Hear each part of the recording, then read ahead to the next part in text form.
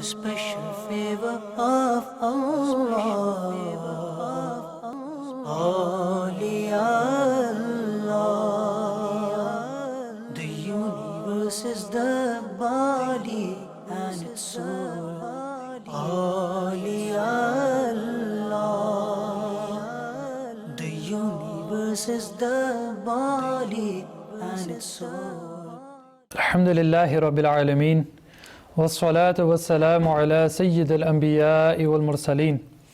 Amma ba'd, fa'a'udhu billahi minash shaitanir rajim. Bismillahir Rahmanir Rahim. As-salatu wassalamu alayka ya Rasulallah wa ala alika wa ashabika ya Habiballah. As-salatu wassalamu alayka ya Nabiyallah wa ala alika wa ashabika ya Nurullah.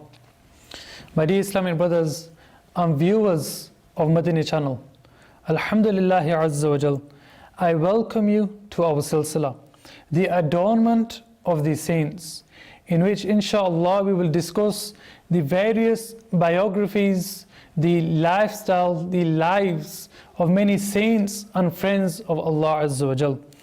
And inshallah Azza wa Jal, by the blessings of their remembrance, we will seek some Madani flowers to implement in our daily lives. As usual, let's begin by listening to the virtues of reciting durood, reciting salawat upon the beloved Prophet sallallahu ta'ala alayhi wasallam. Shaykh al-Tariqat, Amir Ahl Sunnat, the founder of Da'wat Islami, Hazrat Allama Maulana Abu Bilal Muhammad Ilyas Attar Qadri Rizavi Ziyai, Damat Barakatum Al-Aliyah. He writes in his booklet, The Blessings of Durood, page number 9, that the greatest of mankind, the peace of our hearts and mind, the most generous and kind, Sallallahu Ta'ala Alayhi Wasallam said, recite salawat upon me in abundance, as your recitation of salat will be a means of purification for you. Subhanallah. May Allah Azza wa Jal, by the blessings of this durood, purify our households and our hearts from every type of illness and every type of spiritual impurity. Sallu ala al-Habib, sallallahu ta'ala ala Muhammad, sallallahu ta'ala alayhi wasallam. My dear Islamic brothers and viewers of Madani Channel, the individual we will discuss today in our silsila, the adornment of the saints, he is no ordinary individual. He is a person who is famous throughout the whole world. People all around the world know his name. They even name themselves after him. The person I would like to talk about requires no introduction. He is none other than Imam Azam, Imam Abu Hanifa radiallahu ta'ala anhu. His name is Nu'man and his father's name is Thabit. His kunyat, his title is Abu Hanifa, and he was born in the year 80 AH. His lineage has been mentioned as such: Nu'man bin Thabit bin Nu'man bin Marzaban, meaning Nu'man, the son of Thabit, who was the son of Nu'man, and he was the son of Marzaban. He said that he was a tabi'i meaning a follower or a companion of the companions of the Prophet sallallahu ta'ala alaihi wasallam, as his teacher was none other than the famous Imam Ja'far as-Sadiq radiyallahu ta'ala anhu.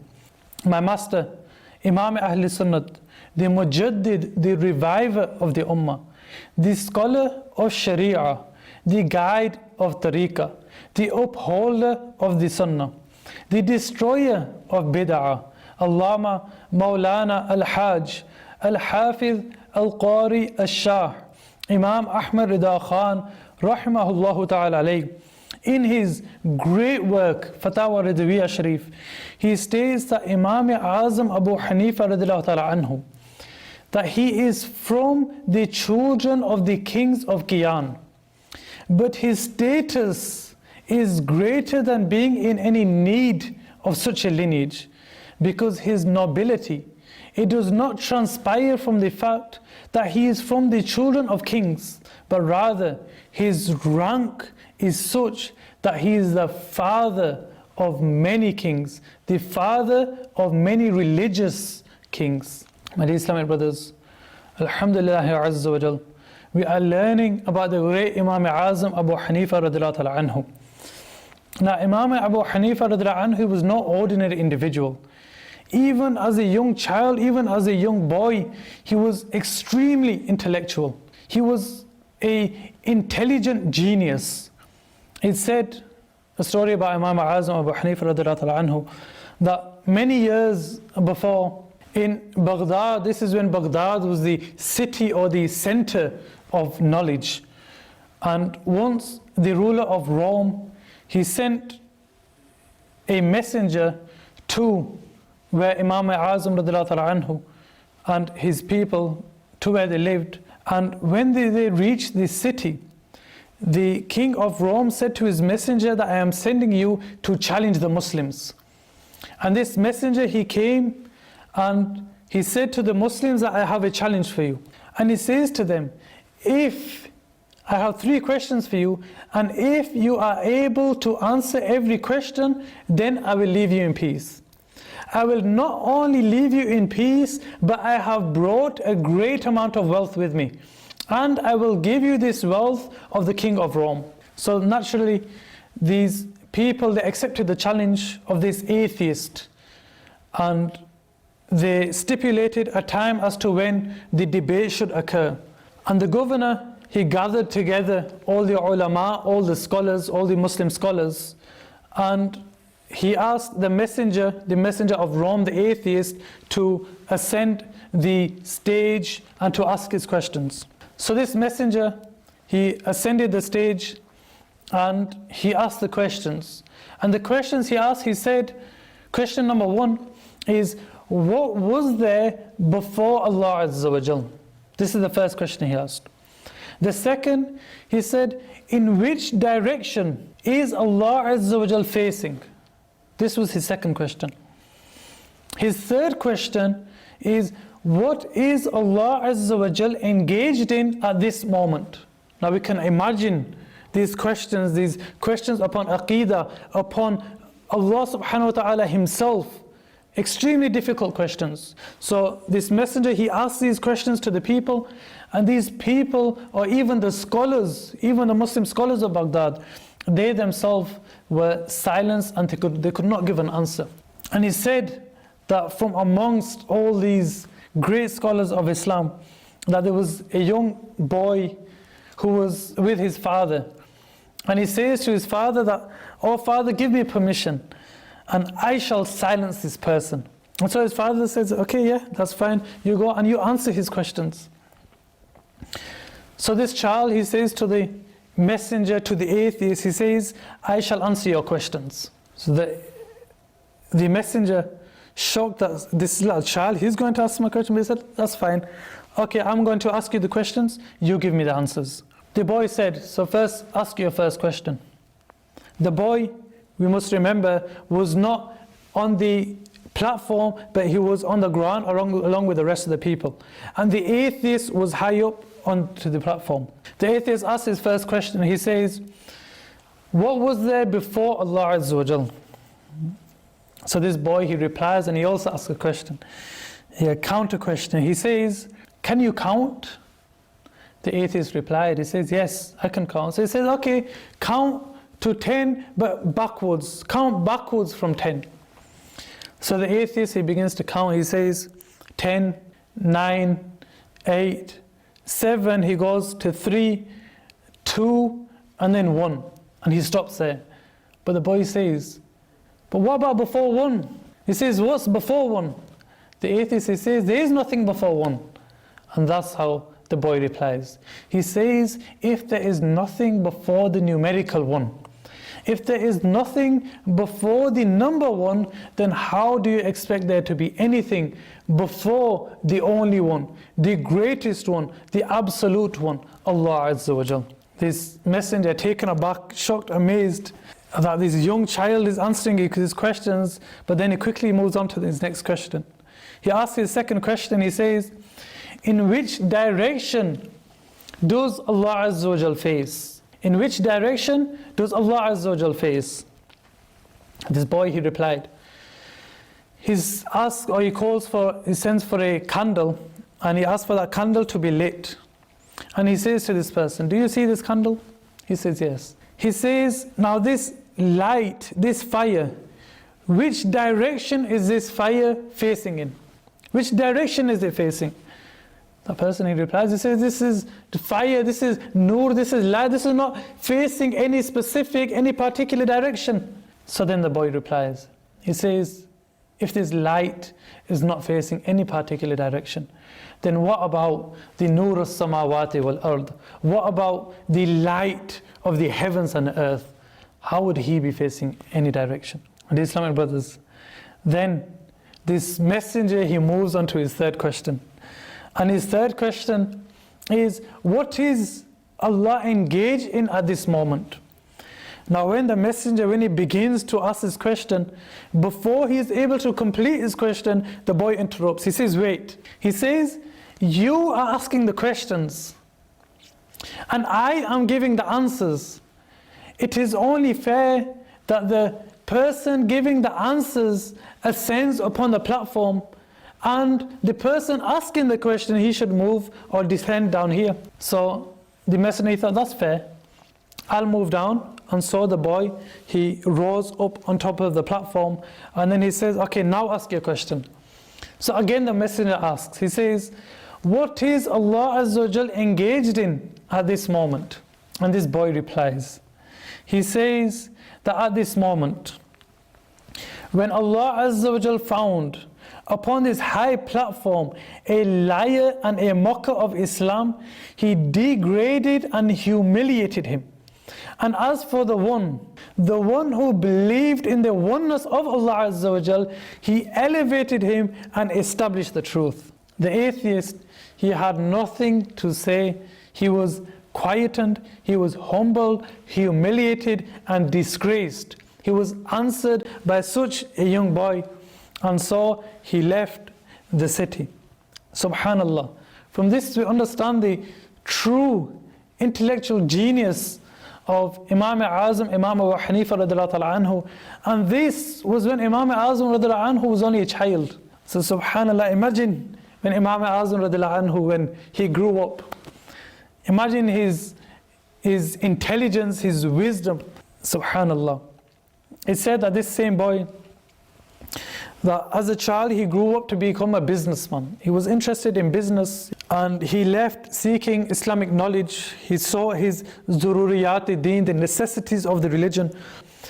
But after that he went into trade and he went into business. And he said that he was very successful. He was an extremely successful businessman. And once he was traveling to the market, and on the way to the market he passed by the house of a great scholar. And when that scholar saw this young businessman, extremely wealthy, clean, and he saw these signs of intelligence glistening from his face, the scholar said to him, he said that, son, who do you acquire knowledge from? He replied, I do not study under anybody. I'm a businessman, I do business. I am not seeking Islamic knowledge. And the scholar, he replied, he said, son, I see signs of intelligence in you. If you paid attention to seeking knowledge, then by the grace of Allah Azza wa Jal, you will gain a high rank and you will seek an ample amount of knowledge. Later, that same young businessman, remember we're talking about Imam Azam, Imam Abu Hanifa radiallahu ta'ala anhu, at this time a great businessman. So later that same businessman, Imam Azam Abu Hanifa radiallahu ta'ala anhu, when he returned home, he began to think, he began to contemplate. He thought about what that scholar said to him, that he should seek Islamic knowledge, he should go and acquire knowledge or ilm-e-deen, knowledge of Islam. And this is what he decided to do. And he said that then Imam Azam Abu Hanifa radiallahu ta'ala anhu, he saw knowledge of history, of the history of Islam, of Seerat, the life of the Prophet ﷺ. He sought knowledge of Arabic literature, of the hadith of the Prophet ﷺ. He sought knowledge of ilm kalam. This is known as the science of discourse. And he sought so much knowledge that he became one of the greatest debaters of his time, or possibly you could say the greatest debater of his time. And he said that him being so great, a woman came to him, and this woman, she asked him a question regarding talaq, as to how a man, or what is the Sunnah method, the best method for a man to grant his wife or to give his wife talaq, to divorce his wife. And Imam Azam radiallahu ta'ala anhu, a person who was a specialist in ilm al-kalam, but not fiqh. He was a specialist in Aqidah in the sense of discourse, but not in fiqh, not in Islamic jurisprudence. So he was not able to answer this question. And he referred this woman to another teacher, a famous teacher of the time, who's by the name of Imam Muhammad radiallahu ta'ala anhu. And he said to her that you go to him and ask him this question. And when he has given you the answer, then come and also tell me what the answer is. He said that when this woman, when Imam Azam radiallahu ta'ala anhu, he began to think again, he began to contemplate. He was thinking that I am seeking all this knowledge. I have spent so much time seeking knowledge of Islam. But yet, I am not able to answer a simple question, or the question of a woman has come and asked me and I'm not able to answer it. What am I learning? So he began to think, he became anxious, he was worried that all these, he's not able to answer these questions. So he thought to himself that I must seek knowledge of fiqh, knowledge of Islamic jurisprudence. And he said that Imam Azam radiallahu ta'ala anhu, he saw so much knowledge, so much, that he became known as Imam Azam, which means not only an Imam, but the great Imam.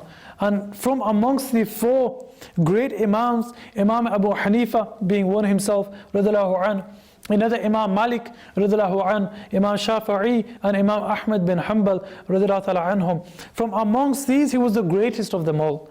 And he was a great mujtahid. So much so that Sayyidina Imam Shafi'i radiallahu ta'ala anhum, he says that the fuqaha, the jurists, the Islamic jurists, they are from the children of Imam Azam, Imam Abu Hanifa radiallahu ta'ala anhu. This is what the great Imam Shafi'i, a true genius himself, this is what he says about Imam Azam, Imam Abu Hanifa radiallahu ta'ala anhu. And not only Imam Shafi'i radiallahu anhu, but also Imam Malik. It said that once Imam Azam Abu Hanifa radiallahu ta'ala anhu, he came and he was in the presence of Imam Malik radiallahu anhu. And Imam Malik, who also himself was a great teacher, he sat Imam Azam radiallahu anhu beside him, showing him honor and respect. And then when Imam Azam radiallahu anhu, when he left the gathering, Imam Malik radiallahu ta'ala anhu, he says to the people, he says, do you know who this individual was? They reply that no, who was he? Imam Malik radiallahu anhu says that he was such an individual. He is so great in knowledge. He is so intellectual, so intelligent, that this member which is right here, if he was to claim that this is gold, then he could prove it. That if this pillar, if Imam Azam was to say that this pillar is gold, then he could prove it to us. This is his logical intellect, his logical intelligence that he possesses. This was coming from Imam Malik radiallahu ta'ala anhu, who himself, no doubt, was a great Imam, a great mujtahid. The grandchild, Hazrat Ismail radiallahu ta'ala anhu, he says that when the father of Imam Azam radiallahu ta'ala anhu, Hazrat Thabit ibn Nu'man, and he says that Nu'man, the grandfather of Imam Azam radiallahu anhu, was very close to Imam Ali radiallahu ta'ala anhu, Hazrat Ali, Amir al-Mu'mineen, Hazrat Ali al-Murtada radiallahu ta'ala anhu, that he was very close to him. And they were friends. And he said that when the father of Imam Azam radiallahu anhu was born, when Hazrat Thabit radiallahu ta'ala anhu was born, his father, meaning Hazrat Thabit radiallahu anhu's father, who was also called Nu'man, he took his own child, Hazrat Thabit, to the court of Hazrat Ali al-Murtada radiallahu ta'ala anhu.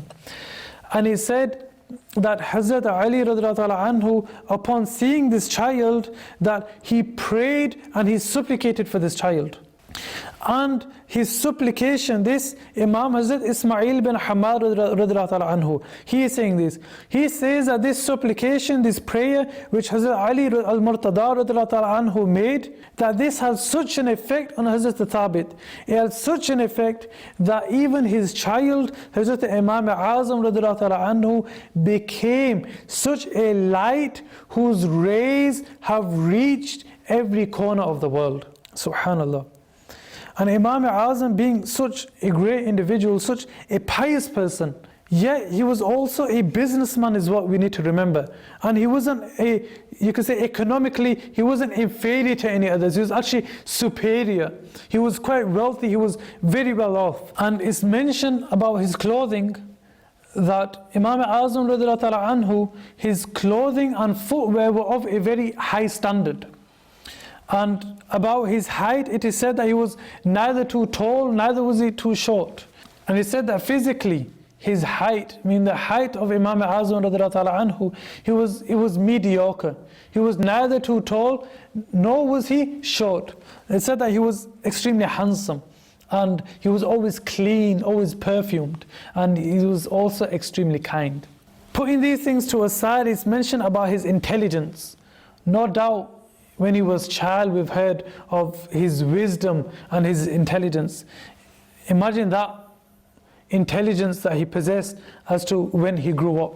And it's said that from amongst his students, and it's mentioned in Durr Mukhtar, that amongst his students were the great Hazrat Ibrahim ibn Adham, Hazrat Shafiq Bilhi, Hazrat Ma'ruf Karkhi, Hazrat Abu Yazid Bustami, Hazrat Fudail bin Ayyad, Hazrat Dawood Tai. He said his students were also Hazrat Abu Hamid al-Lufaf, Hazrat Khalf bin Ayyub, Hazrat Abdullah ibn Mubarak, Hazrat Waqi' bin al-Jarrah, Hazrat Abu Bakr al-Warraq. These prodigious scholars, these giants were from and amongst the students of Imam Azam, Imam Abu Hanifa radiallahu anhu. So if these were from the students of Imam Azam, then we can imagine the status of Imam Azam, Hazrat Nu'man bin Thabit radiallahu ta'ala anhu, Imam Abu Hanifa himself. He said there's another story about an atheist. Now, Imam Azam radiallahu anhu was a great debater.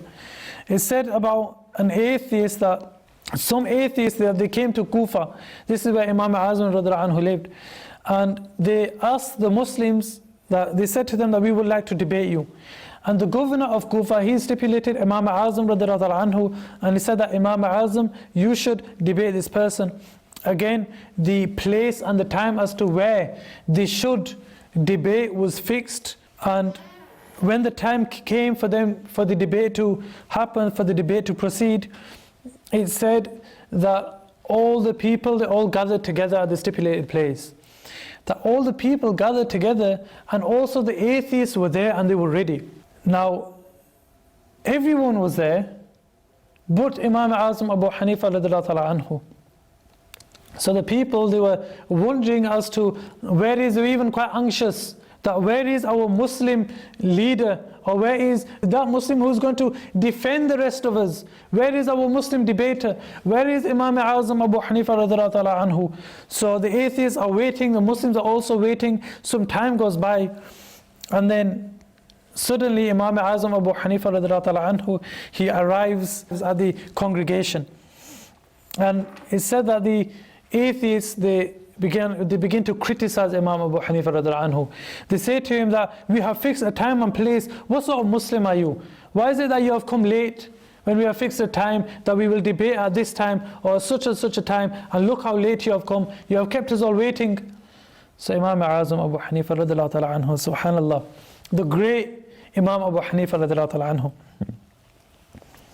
he says, okay, now let me provide my excuse. Let me tell you as to the reason why I have come late. He gives the reason. He says that when I was going to come to this gathering to debate you, what happened is that between my house and this place there is a river.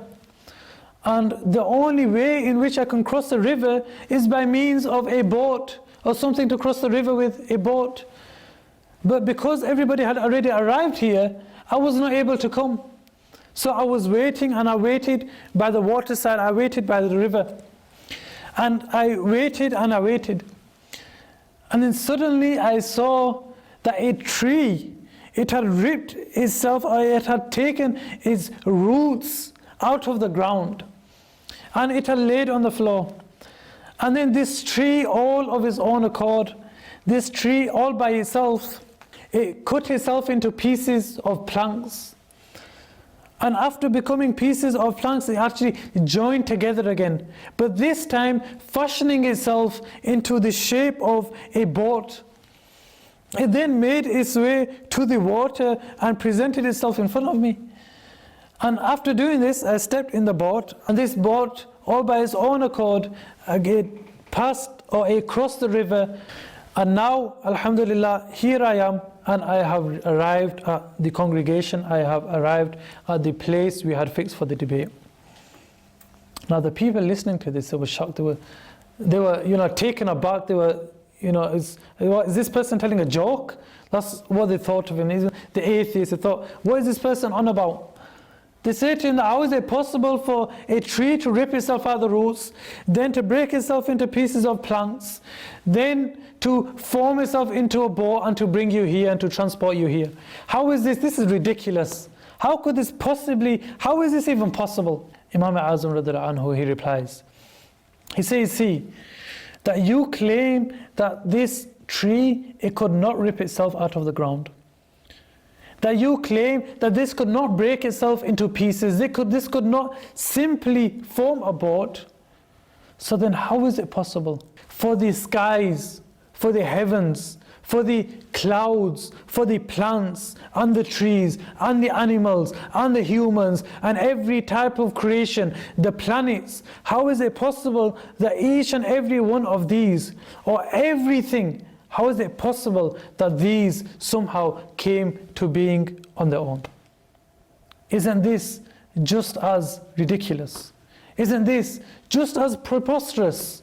And again, by the answer of Imam Abu Hanifa radiallahu anhu, the atheists couldn't give any answer to this, and this left them humiliated. But he said that Sayyidina Ali al-Hajwari radiallahu anhu, he states in his book Al-Kashf al-Mahjub that Hazrat Yahya bin Ma'az Razi radiallahu ta'ala anhu, he says that once I saw in my dream the greatest of mankind sallallahu ta'ala alayhi wasallam. And he says that, meaning Hazrat Yahya bin Ma'az Razi radiallahu ta'ala anhu, he says that when I saw the Prophet sallallahu ta'ala wasallam in my dream, I asked him, I said that, Ya Rasulullah sallallahu ta'ala wasallam, where shall I search for you? That, Ya Rasulullah, where can I find you? Where shall I search for you? The Prophet sallallahu ta'ala wasallam replied, Inda ilmi Abi Hanifa. He said that the Prophet ﷺ said that if you would like to search for me, then search for me عند علم Abi Hanifa, with the knowledge or through the knowledge of Imam Azam, Imam Abu Hanifa radiallahu anhu. Subhanallah. This was Imam Azam Abu Hanifa radiallahu anhu. And he said about his fear for Allah subhanahu wa ta'ala, that it was so much that when he would stand for prayer, he would cry, and he would cry so much that tears would fall, and you could hear his tears hitting against the floor. And no doubt we are discussing such great individuals where if he were to spend days, he would still not pay justice to their lives. Sayyidina Imam Azam radiallahu anhu is mentioned that he performed Hajj 55 times throughout his lifetime. And it said that when he went to perform Hajj for the last time, the keepers, upon his request, the keepers of the Holy Kaaba, they opened for him the Bab al-Kaaba, the door to the Kaaba. And it said that he prayed 2 rak'at between the 2 pillars. And within just those 2 cycles, those 2 units of prayer, it said that Imam Azam radiallahu anhu, now listen to this, Imam Azam radiallahu anhu, within those 2 rak'at, he completed the whole Quran.